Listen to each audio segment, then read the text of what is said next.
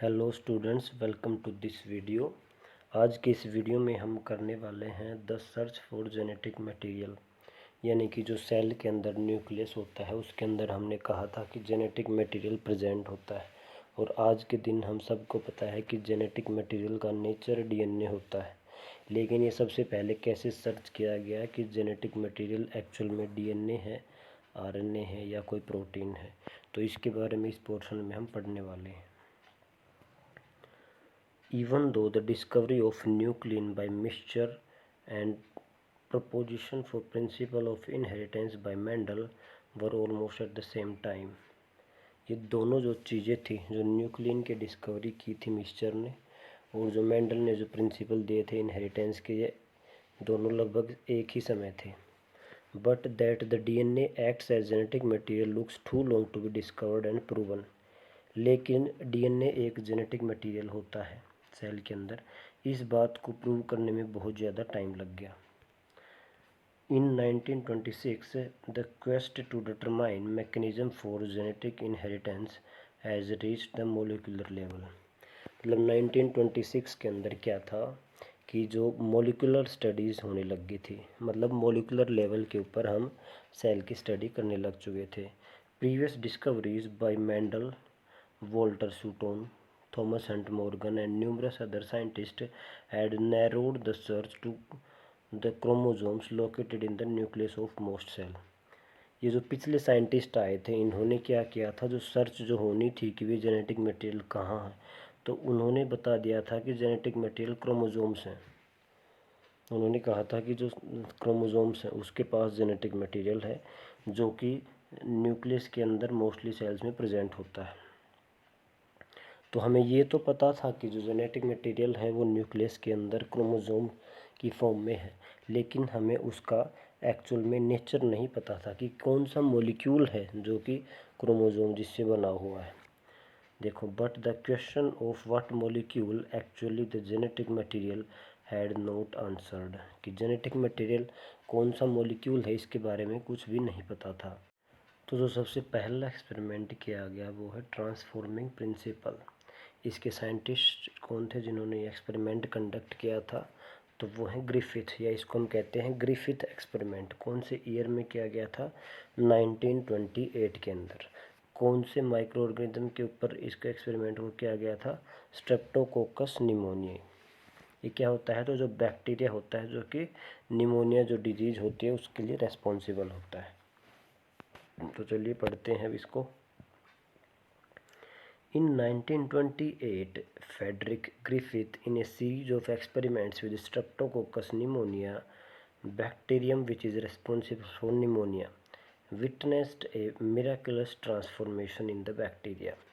तो क्या था 1928 के अंदर जो ये साइंटिस्ट थे ग्रिफिथ, इन्होंने स्ट्रेप्टोकोकस निमोनिया के ऊपर सीरीज ऑफ एक्सपेरिमेंट किए थे, बहुत ज़्यादा एक्सपेरिमेंट किए। उसके बाद कुछ ऐसा मिराकुलस, कुछ चमत्कारी ट्रांसफॉर्मेशन के बारे में पता लगा बैक्टीरिया के अंदर, कि भाई बैक्टीरिया ने अपने आप को चमत्कारिक रूप से ट्रांसफॉर्म कर लिया। During the course of his experiment a living organism bacteria had changed in physical form. ये एक्सपेरिमेंट के दौरान क्या हुआ, कोई बैक्टीरिया है जो कि लिविंग फॉर्म है, उसकी फिजिकल फॉर्म जो है ना चेंज होगी। मान लो कि वो पहले कुछ और अलग स्ट्रक्चर दिखता था, और इस एक्सपेरिमेंट के दौरान कुछ ऐसा हुआ कि उसकी फिजिकल फॉर्म में भी चेंज आ गया। देखते हैं क्या किया था। अब थोड़ा हम जानते हैं स्ट्रेप्टोकोकस निमोनिया के बारे में। व्हेन स्ट्रेप्टोकोकस निमोनिया या फिर pneumococcus bacteria are grown on a culture plate, some produce smooth shiny colonies while other produce rough colonies. मतलब क्या है, अगर हम इसको निमोनिया को, स्ट्रेप्टोकोकस निमोनिया को अगर हम एक प्लेट के अंदर ग्रो करते हैं, तो क्या करता है, जब ये ग्रोथ हो जाती है तो कुछ जो कॉलोनीज हैं, मतलब ग्रोथ होने के बाद एक ग्रुप बन जाता है इन स्ट्रेप्टोकोकस निमोनिया सेल्स का, तो वो क्या क्या बन जाता है, कॉलोनी बन जाती है। तो कुछ कॉलोनी जो होती हैं वो स्मूथ होती हैं, स्मूथ शाइनी कॉलोनीज होती हैं, और कुछ जो होती हैं वो रफ़ होती हैं। मतलब इसके फिजिकल अपीयरेंस में फ़र्क है, जैसे कि मैंने बताया फिजिकल फॉर्म। तो इसकी फिजिकल फॉर्म क्या है, ये वाला जो एस है वो है स्मूथ, और जो आर वाला है वो है रफ़।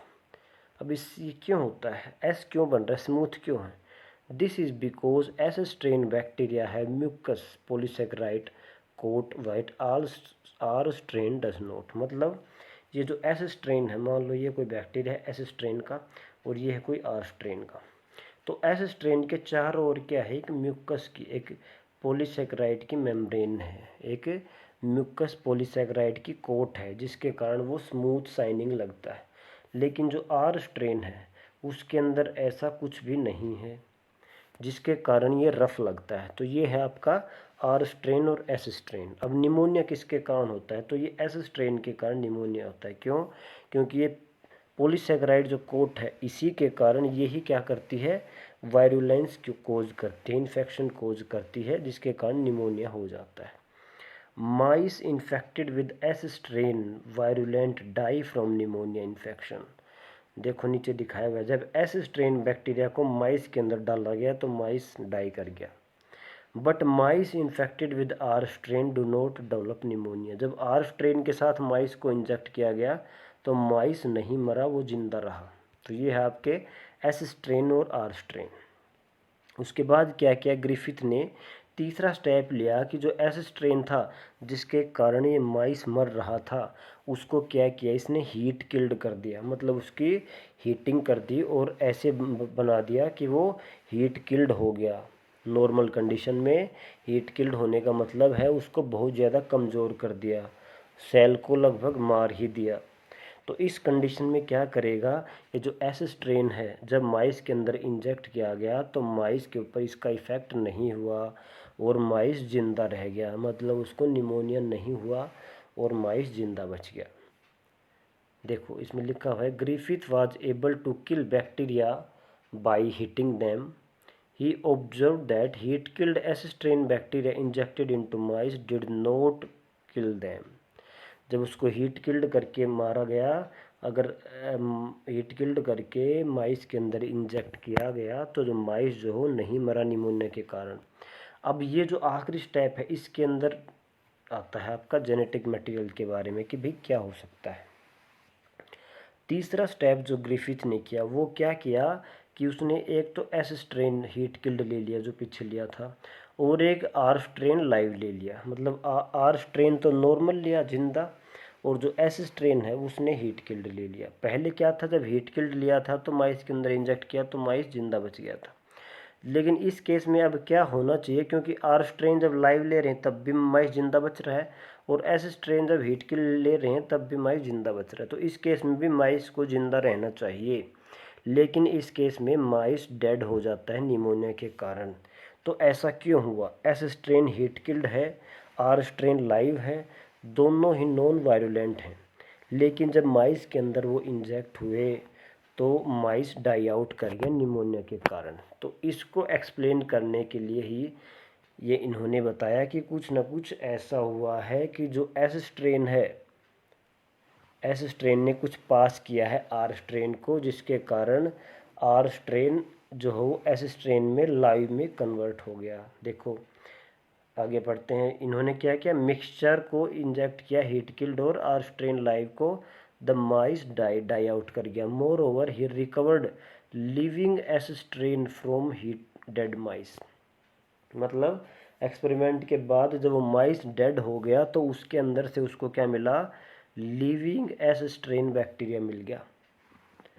तो हमने क्या डाला था, हीट किल्ड एस स्ट्रेन डाला था और आर को डाला था लाइव, लेकिन वो माइस डेड हो गया और वहाँ के जो डेड बॉडी के अंदर माइस की क्या मिला हमें, लाइव एस स्ट्रेन बैक्टीरिया। अब क्या हुआ है, अब इस एक्सपेरिमेंट से हम क्या सोच सकते हैं कि कुछ ना कुछ ऐसा हुआ है कि वो लाइव आर स्ट्रेन है वो लाइव एस स्ट्रेन के अंदर कन्वर्ट हो गया। देखो ऐसे ही ग्रिफिथ को लगा, Griffith concluded that R strain bacteria had somehow been transformed by the heat killed S strain bacteria. मतलब जो एस स्ट्रेन बैक्टीरिया था जो हीट किल्ड लिया था, उसने क्या किया, उसने जो आर स्ट्रेन बैक्टीरिया है उसको ट्रांसफॉर्म कर दिया, उसको बदल दिया, और बदल के क्या कर दिया, एस स्ट्रेन में कन्वर्ट कर दिया, लिविंग एस स्ट्रेन के अंदर। और सम हाउ ट्रांसफॉर्मिंग प्रिंसिपल्स, और ये ट्रांसफॉर्म हुआ तो मतलब किस प्रिंसिपल के कारण हुआ, उसको हम कह दें transforming principle. Somehow transforming principle transferred from heat killed S strain had enabled the R strain to synthesize smooth polysaccharide coat around and become virulent। मतलब ये है वो मान लो एस स्ट्रेन बैक्टीरिया जो कि क्या है, हीट किल्ड है, और ये है अपना आर स्ट्रेन लाइव। तब क्या कह रहे हैं कि ये जो हीट किल्ड एस स्ट्रेन है ना, उसने कुछ ऐसा इसके पास कर दिया जिसके कारण इसने अपने चारों ओर पॉलीसैकेराइड की एक कोट को डेवलप कर लिया, और ये क्या हो गया, एस स्ट्रेन के अंदर कन्वर्ट हो गया। तो मतलब कुछ ना कुछ पास हुआ है, तो इसको हम कहेंगे ट्रांसफॉर्मिंग प्रिंसिपल के कारण ये हो गया। और ये आर स्ट्रेन ने अपने चारों ओर क्या कर लिया, सिंथेसाइज कर लिया एक स्मूथ पॉलीसैकेराइड कोट को, और जिसके कारण ये वायलेंट हो गया और निमोनिया कोज कर दिया माइस को, जिसके कारण माइस डेड कर गया। दिस मस्ट बी, ये क्यों हुआ, must be due to transfer of genetic material. हो सकता है कि जो एस स्ट्रेन हीट किल्ड वाले थे, इन्होंने क्या किया, जेनेटिक मटेरियल का ट्रांसफ़र कर दिया आर स्ट्रेन के अंदर, और ट्रांसफ़र के दौरान कुछ ऐसे जीन्स चले गए जिसके अंदर आर स्ट्रेन से जो नए बैक्टीरिया बने उसके अंदर वो कोट भी बनती चली गई, जो पॉलीसैकेराइड की बाहर की कोट है, जिसके कारण वो एस स्ट्रेन में कन्वर्ट हो गए। तो ये ऐसा कुछ हो सकता है। तो ये क्यों हो रहा है, क्योंकि जेनेटिक मटेरियल का ट्रांसफ़र हुआ है। However the biochemical nature of genetic material was not defined from his experiments. मतलब जो बायोकेमिकल नेचर की, भाई नेचर क्या है जेनेटिक मटेरियल का, डीएनए है, आरएनए है, प्रोटीन है, ये ग्रिफिथ के एक्सपेरिमेंट्स के द्वारा डिफाइन नहीं हो पाया। कल के वीडियो में हम देखेंगे biochemical characterisation of transforming principle. इस एक्सपेरिमेंट में हम देखेंगे कि भाई जो ये ट्रांसफॉर्मिंग प्रिंसिपल था, मतलब जब एस स्ट्रेन हीट किल्ड से आर स्ट्रेन के अंदर कुछ जेनेटिक मटेरियल पास हुआ, उसका बायोकेमिकल कैरेक्टराइजेशन देखेंगे कि इसके अंदर बायोकेमिकल कैरेक्टर कौन सा है। तो आपको क्या करना है, एनसीईआरटी पढ़नी है अच्छे से और साथ में नोट्स